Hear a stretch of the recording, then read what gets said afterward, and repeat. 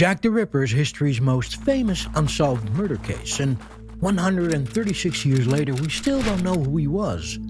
And that bothers us, so we invented a solution. For over a century, people have claimed that H.H. Holmes, America's first serial killer, was Jack the Ripper. Books are written, documentaries made, DNA was tested. The theory won't die, and I want to understand why.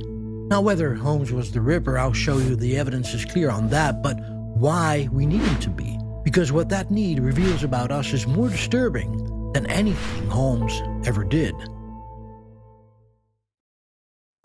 In 1888, Jack the Ripper terrorized London's Whitechapel district. 5 women brutally murdered, their bodies mutilated in the streets.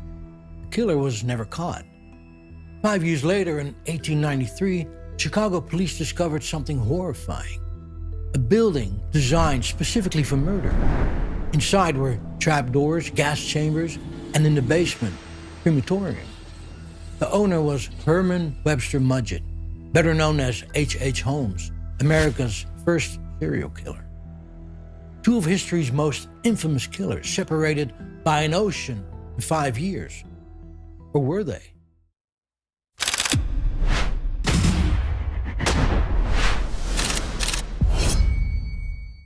For over a century, people have claimed that H.H. Holmes was Jack the Ripper. That the same man who butchered women in London's Whitechapel later built a murder hotel in Chicago.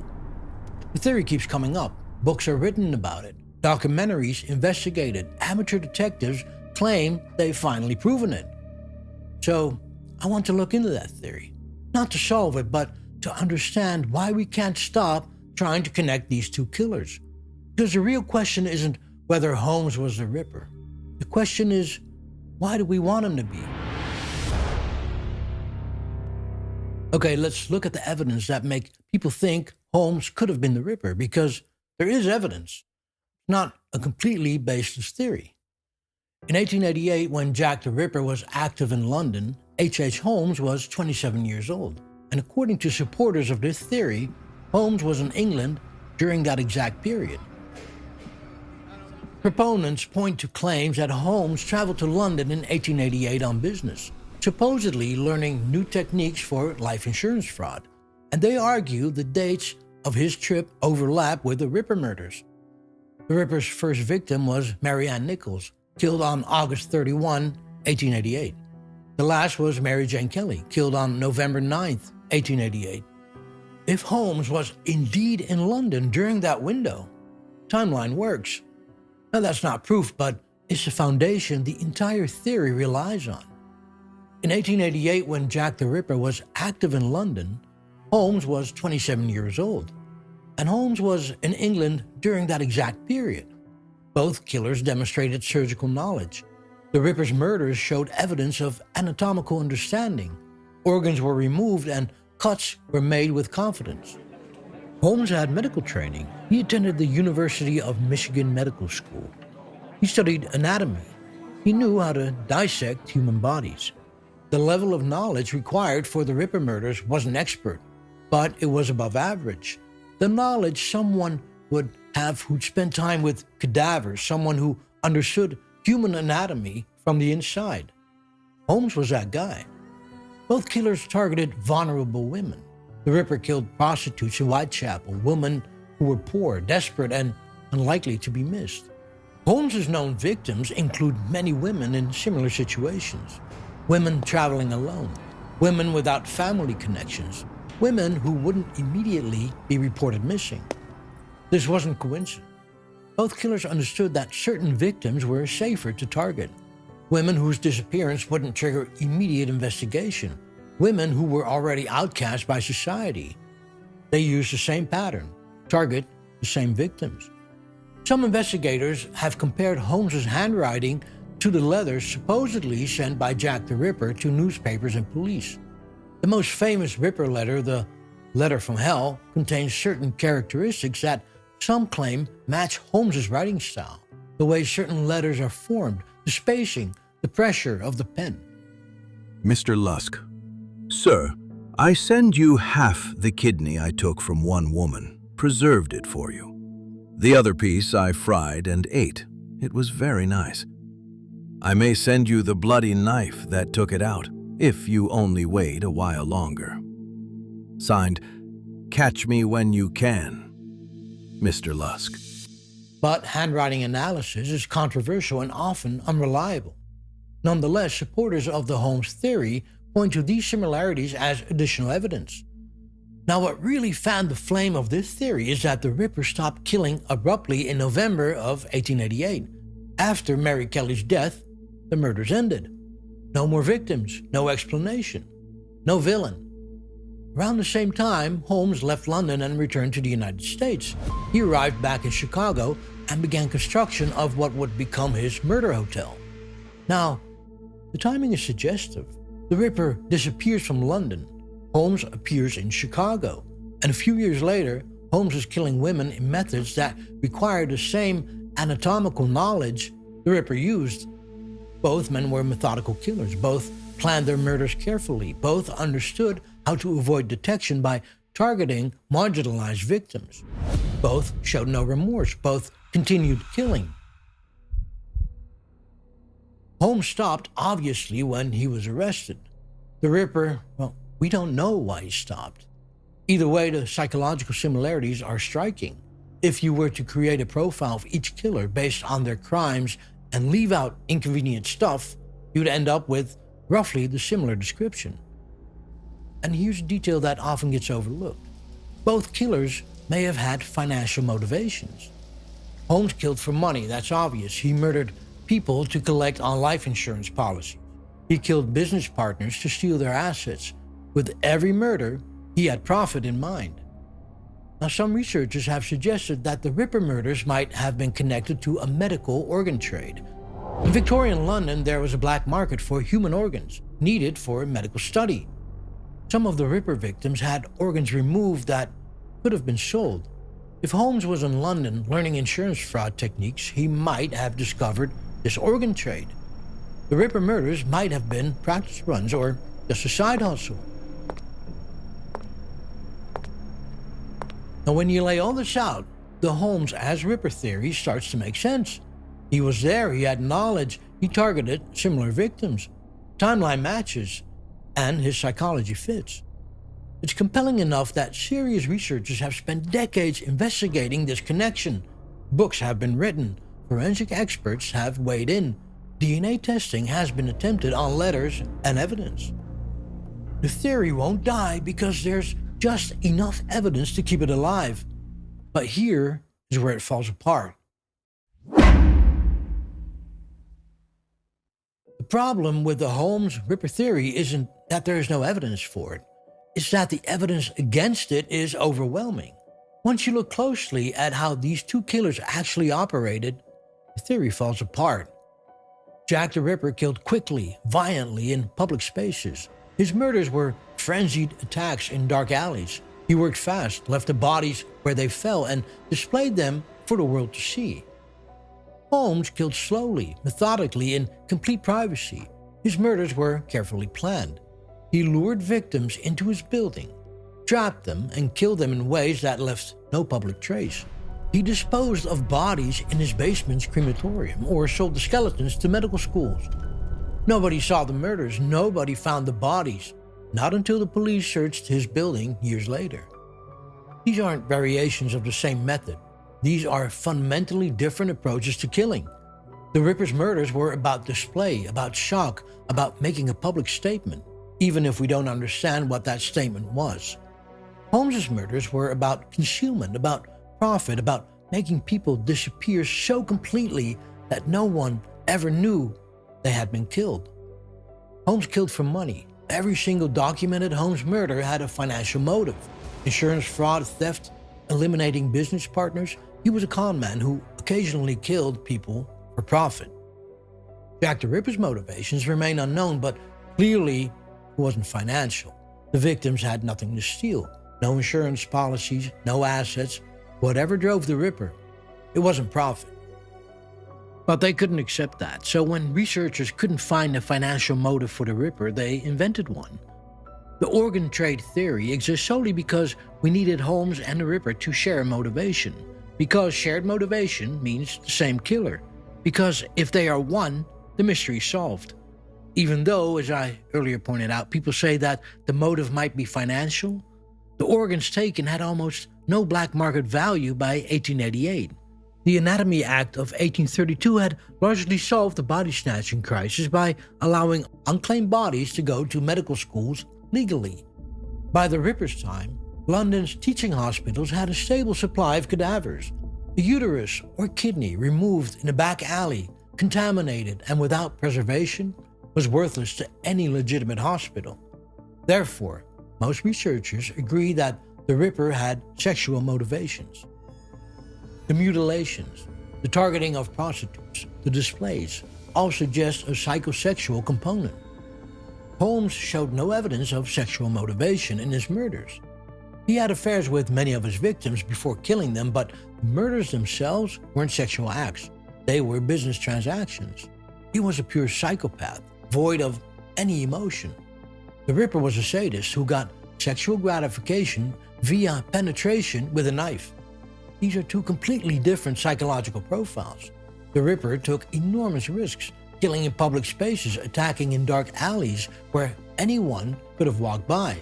He spent time mutilating bodies while still at the crime scene, despite the danger of discovery. Okay, but then what about his last victim, Mary Jane Kelly? That was indoors.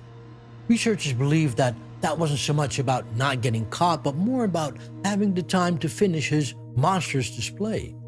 This is high-risk behavior by someone either driven by compulsion or unconcerned with capture. Holmes was the opposite. He was obsessively risk-averse. He built an entire hotel designed to kill people for that very reason. He built soundproof rooms, hidden passages, and a private crematorium. Every aspect of his operation was designed to eliminate risk. Would someone as careful as Holmes suddenly stop caring about capture in the streets of London? That doesn't make sense. Let's look at the timeline. Yes, Holmes was in London in 1888, but we also have evidence placing him in the United States during some of the Ripper murders. Holmes registered to vote in Chicago on October 9, 1888, right in the middle of the Ripper killings. His relatives testified that he visited them in New Hampshire in late October. And there's one more detail that is very hard to argue with. Holmes's daughter Lucy was born on July 4, 1889. You do the math. At some point in the autumn of 1888, Holmes was with his wife in America. So unless he could be at two places at the same time, he didn't commit all those murders. Proponents of the theory argue that not all the murders were committed by the Ripper. Some were copycats, and that would solve the timeline. But it's also a classic sign of a weak theory, when you have to start dismissing evidence that doesn't fit. But there's more. How about the matching handwriting? It's been researched and multiple experts have disputed it. The biggest problem is that we're not sure that the Ripper wrote these letters. Most Ripper experts believe the From Hell letter and other famous Ripper correspondence were hoaxes, sent by the press, pranksters, or attention seekers trying to insert themselves into the story. Comparing Holmes's handwriting to unverified letters proves nothing except that Holmes could write. But even if we shove all that under the rug, there's still a problem. The murder scenes tell completely different stories about who these killers were. The Ripper killings were frenzied, almost experimental mutilation, like someone who was figuring things out on the fly. Although opinions vary, most say the cuts weren't surgical. They were aggressive, crude, and increasingly elaborate. Holmes's victims, when remains were found, showed signs of methodical disposal, efficient dismemberment. He dissolved the victims in acid or burned them in his crematorium. He was not trying to make a point or shock. He was just getting rid of evidence. The Ripper was escalating, becoming more violent, more elaborate with each murder. Holmes was consistent. His methods didn't escalate or change. They were already optimized for his purpose. The Ripper murders ended in November 1888, abruptly. The first evidence of Holmes's murder in Chicago is dated in 1891. That's a 3-year gap. If Holmes was the Ripper, driven by compulsion to kill and mutilate women in public, why would he suddenly stop for 3 years? And when he resumed, why would his entire method have changed? Serial killers don't typically take a 3-year sabbatical, come out of retirement, and then completely change their MO. They either continue with the same pattern or escalate. They don't transform from public butcher to for-profit executioner. The simplest explanation is that H. Holmes was in London in 1888 learning insurance fraud techniques, while Jack the Ripper was a different person killing women in Whitechapel. 2 killers, 2 methods, 2 separate cases that happen to overlap in time and space. Because sometimes a coincidence is just that. So if the evidence clearly shows Holmes wasn't the Ripper, why does this theory refuse to die? Why do authors keep writing books? Why do researchers keep investigating? It's because we desperately want it to be true. Jack the Ripper is history's most famous unsolved murder case. It's been 136 years. We still don't know who he was, and that bothers us. Our brains don't like unsolved puzzles. If Holmes was the Ripper, suddenly the greatest mystery in criminal history is solved. We can close the book, feel satisfied, stop wondering. The discomfort of the unknown would finally be resolved. But the truth is more disturbing. If Holmes and the Ripper were 2 different people, that means the world produced 2 separate serial killers in the same year. 2 men independently decided to start killing women. That's more frightening than 1 killer traveling between countries. If they're the same person, evil is rare, just 1 very sick man. If they're different people, however, evil is common. It emerges independently in multiple places. Now that's much more unsettling. The Holmes story is already dramatic. A murder hotel in Chicago during the World's Fair. But if he was also Jack the Ripper, that makes him an international villain, a transatlantic monster. The scope of the story expands dramatically. It's better storytelling, more cinematic, more satisfying in its nature. The truth that Holmes was a petty con man who occasionally murdered people for insurance money is almost mundane by comparison. There's no grand conspiracy, no international mystery. Just a guy running a profitable murder for insurance scheme until he got caught. That's not the story we want, so we invent a better one. Human brains are pattern recognition machines. We see faces in clouds. We find meaning in randomness. And when 2 terrible things happen around the same time, we assume they must be connected. Holmes was in London. The Ripper was in London. Therefore, Holmes must be the Ripper. A correlation isn't causation. Coincidence isn't evidence. Sometimes things just happen near each other without being related. H. Holmes wasn't special. He wasn't a genius. He wasn't clever.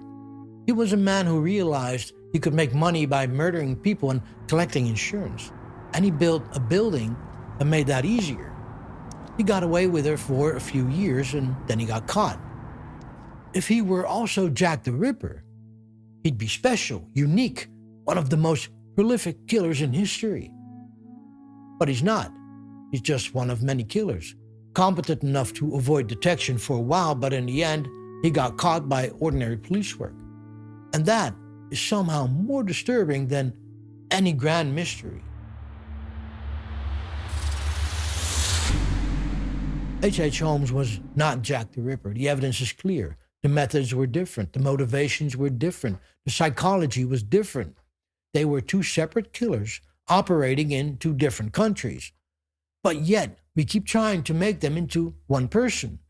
We connect Holmes to the Ripper not because the evidence supports it, but because our brains demand patterns, closure, and narrative satisfaction. Next week, we're going to take a look at the full story of H. Holmes.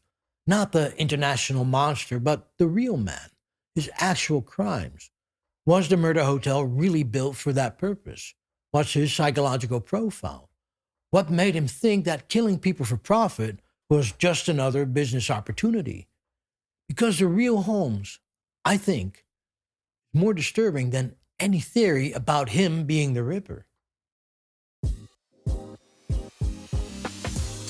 Thanks for watching. I'm Henry, and this was What Now?